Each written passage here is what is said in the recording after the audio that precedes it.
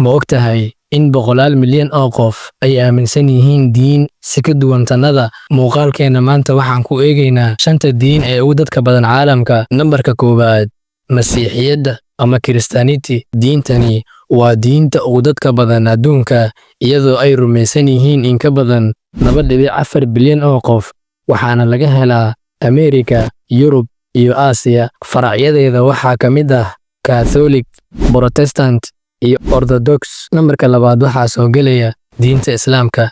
Diinta Islaamku waa diinta labaad ee ugu dadka badan caalamka, waxaana aaminsan qiyaastii 2 bilyan oo qof, waxayna ku baahsan tahay Bariga Dhexe, Afrika, Koonfurta Aasiya iyo meelaha ay Muslimiintu ku badan yihiin sida Indonesia iyo Pakistan. Nambarka 3 waxaa soo gelaya dad aan diin lahayn. Qiyaastii 1.2 bilyan oo qof ma aaminsana diin rasmi ah. Dadkaasi aan diinta lahayn waxay ku badan yihiin Shiinaha, Yurubta Waqooyi iyo Aasiya. Nambarka 4 waxaa soo gelaya Hinduuga ama Hinduism.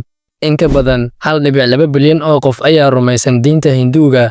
Inta badan waxay ku nool yihiin Hindiya iyo Nepal. Waa diin qadiimi ah oo leh ilaahyo badan iyo caadooyin qoto dheer. Nambarka 5 waxaa soo gelaya Buddhism. Diintan waxaa aaminsan qiyaastii 500 oo milyan oo qof, waxayna ku baahsan tahay Thailand, Myanmar, Vietnam iyo Shiinaha. Diintani waa diin diiradda saarta xasiloonida nafta iyo fikradaha.